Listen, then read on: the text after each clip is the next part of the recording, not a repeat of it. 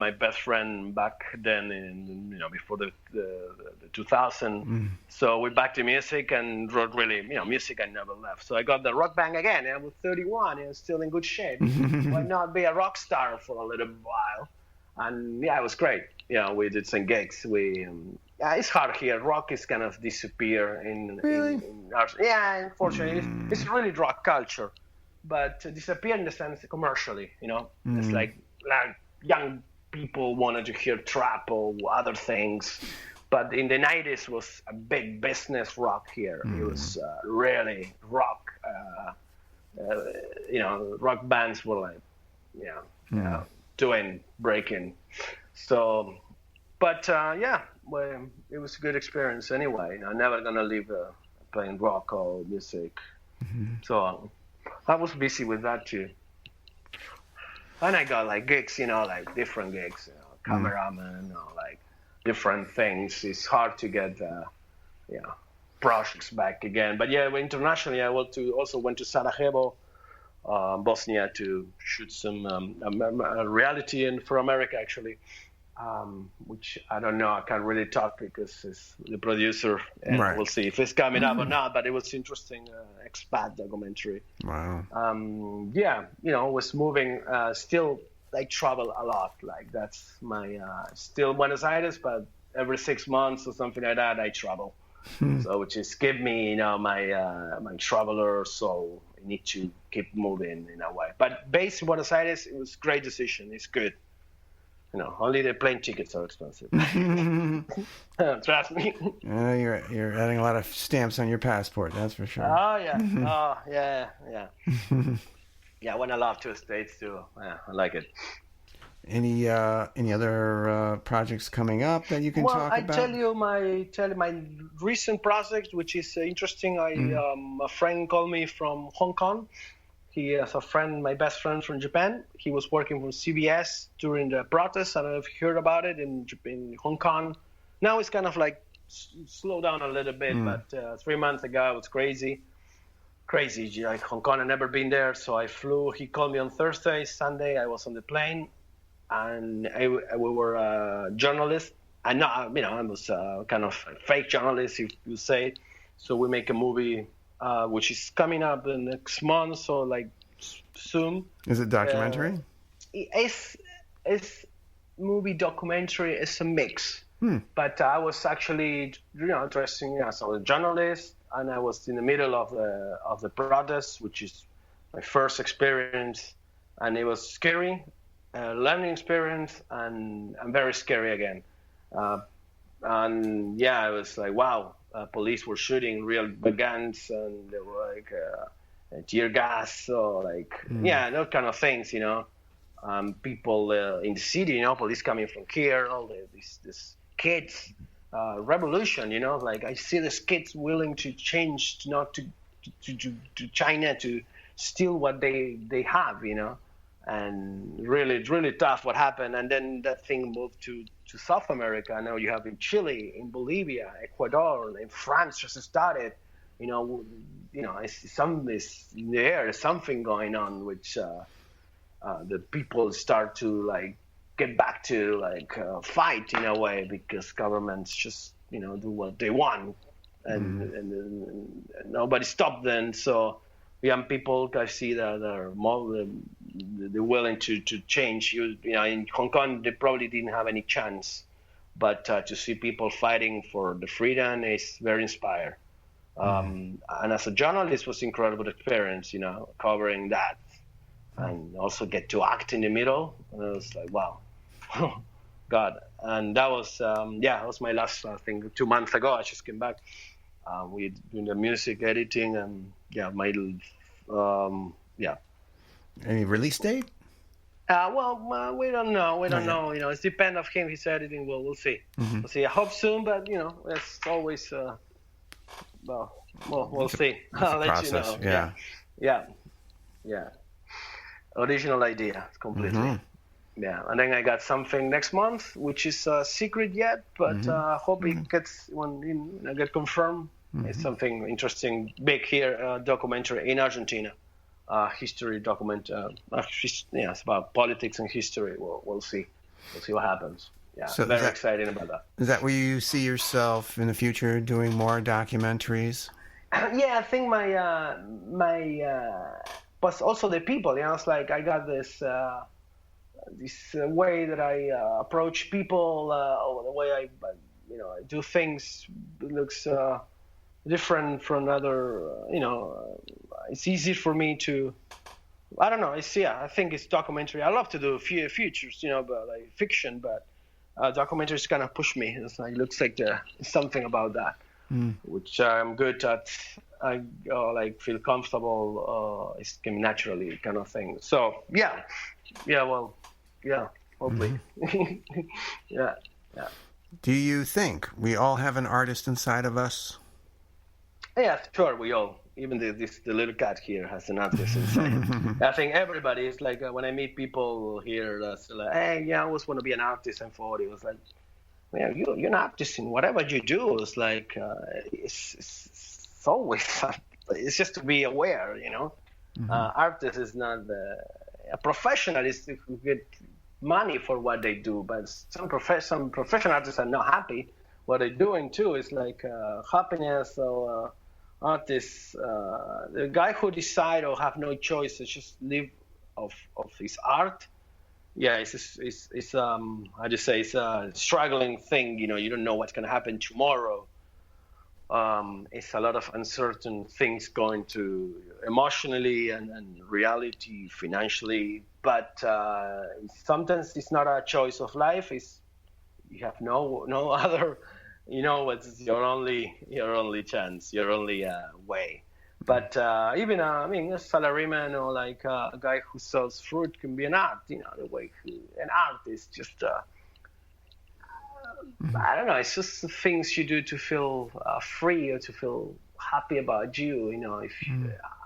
I think everybody. Yeah, definitely. Any advice for future artists, whether they're going to be doing music or documentary films? Any advice you'd give to them? What advice in the talking about like now 2020, sorry. We got this talking about like things we have in our hands. It's much easier to do things now by your own. You don't depend on other person. That's the first thing I would say to a person who think art is I don't know, just go to school or get to work in a production company or like start with that. No, you can start right now in your house with your phone, with a painting and post it or whatever. Everybody's an artist kind of on Instagram and stuff, but believing in you and be aware of the tools you have around, which are very, if you know how to use it, it's a good tool.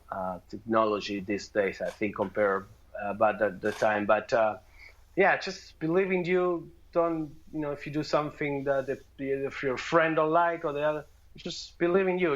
The art is just for you. If you like it, that's good enough. That's it. Start with that. Something that you're happy about it, that you will see, enjoy it. This is probably what might make me be confidence. Once you're confident about what you do, it's a different story. Yeah. Very true. Where can people connect with you online and see your work? Yes, I think I don't have a website yet. I got the time, but I got 30 all this YouTube, Instagram, Facebook. I posted Stage 32. Basically, I think type in Federico Aletta or Fukahire Films, and you will. If you want to see what I do, you just Google it, my name or whatever, Shinomaki, and it's there. So, send me a message. I'll reply you, no problem. If you want to see more, like links and stuff, I'm always, I work a lot with the computer. I'm still using emails. I still connected when I'm not travel actually. So I'm working a lot in social media with connecting with people. It's also how we met. Hey, this is an interesting It's a lot of talk. It's a lot of talk too. So don't get too much crazy about the social media. But I know where the people is real or not. So yeah, it's yeah. You find me. All right, and the final question: why does art matter? That's a good question. As I said before, some people don't have a choice to do art. I mean, just to do art because they don't want to belong to the society, and society needs art to keep going. It's just a thing you do. They consume. I think other people, the people that are not professional artists, consume more art than actually artists. So it's a mystery actually, but you have to exist. It's have to exist like the guy who sells fruit too. Is something that we need to digest art to keep going. It's food in a way, like soul food, like kind of thing. Well, good answer. I like that. Never thought of it that way. Well, I just came up with that. I don't know. I never good, thought hey?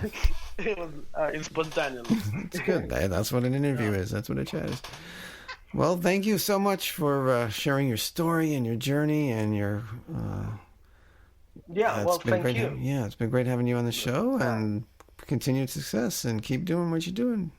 Yeah, well, thank you very much, Alex. I think you're doing a great job to connect with artists or people who loves art from all over the world. It's very, very creative and very also learning. I think for everybody. That's right. The artist matters. Yeah. All right, there you have it. My third international guest, Federico. Took a while, but I got him on the show. Now, to be honest, I wasn't going to let you know this until now. This is the very first interview I ever did without questions in front of me. That's right. Well, Federico's bio was very short, and there was just a few clues he had in there, so I got to help him expand on some of these things. It was maybe there's a little bit of a language gap, but as you can hear, he got through it. He explained himself. Funny enough, he was smoking and drinking during the show, but I don't know if that has anything to do with it, but it was still an interesting conversation. But I made it through without ever writing up questions to ask him. I just based it on the information in his bio. So how's that? Hope I did good. Tried to experiment with it, and I got through it. So I'm glad that we were able to do that. So check him out. I'll have links, whatever I can. I really didn't give you much to go on there, but he gave me some things, mostly YouTube stuff. Either way, it is kind of amazing that he was with the girl in Babel. Wow.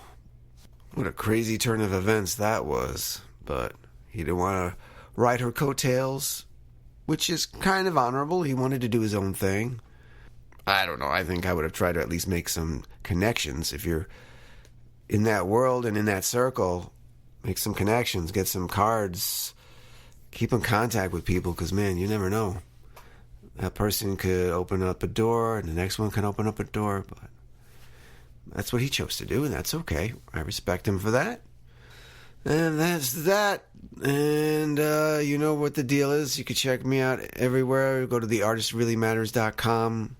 I have links to all the places you can check out the show, from Apple Podcasts to iHeartRadio to Spotify, Google Podcasts. Lots of choices. Many places to listen to. I appreciate it. Wherever you listen to, download the show. Take it with you on the go. Hey, I listen to it too. Gotta listen to your own show. Come on, man. So, thanks for tuning in. I don't want to talk too much. I'm almost over the cold, but it's like, you don't really feel like doing too much. But I will plow through this. I got to get this episode out to you. because these artists matter, as you know. And we'll see you next time with another artist. Thanks for listening.